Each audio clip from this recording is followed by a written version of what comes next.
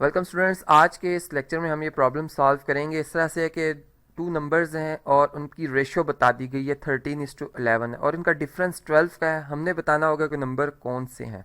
देखिए, इसके लिए बेसिकली जो कंसेप्ट बनता है जी रेशियो का, कि रेशियो, ये बात हम जानते हैं कि अपनी जो है वो लीस्ट फॉर्म में या लोवेस्ट फॉर्म में लिखी जाती है, और जो इसकी ओरिजिनल फॉर्म है वो हमें नहीं मालूम। जिसका यहाँ पे नंबर्स की रेशियो पता है हमें 13:11। इसका मतलब है कि इन दोनों में जो कॉमन इनका मल्टीपल होगा वो आफ्टर जब हम इनको सिंप्लीफाई कर रहे होंगे वो कैंसिल हो गया होगा। तो यहाँ से हम ये कहते हैं कि जो 13x है एंड 11x, ये वो ओरिजिनल नंबर्स हैं जो कि असल में लिखे गए थे, जिनकी रेशियो फिर ये 13 और 11 बनी है। तो यहाँ फिर हम इस तरह से कहेंगे, लेट्स से कि 13x and 11x be the required numbers.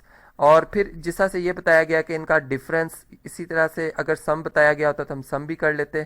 तो यहाँ पर जिस तरह डिफरेंस की बात हो रही है तो फिर 13x और 11x, इसका जो डिफरेंस बताया गया ये 12 बताया गया।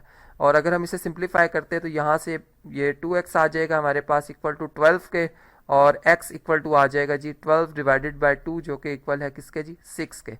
तो अब देखें, हमें इनका जो HCF था, जो इन दो नंबर्स में इनका हाईएस्ट कॉमन फैक्टर मैं कह सकता हूँ कि पता चल गया हमें। तो हम रिक्वायर्ड नंबर अब बहुत आसानी से बता सकते हैं। रिक्वायर्ड नंबर क्या होंगे जी, जैसे मैंने कहा कि 13x, तो x की वैल्यू जो है वो हम इसमें दर्ज कर देंगे।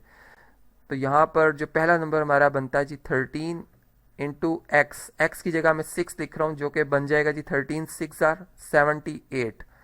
और इसी तरीके से जो हमारे पास सेकंड नंबर होगा वो क्या होगा जी 11x है, 11 इंटू 6, जो कि इक्वल टू हो जाएगा जी 66 के। तो इस तरह से हमने देखा कि हमने रेशो की मदद से किस तरह से अननोन नंबर्स जो हैं वो फाइंड आउट किए।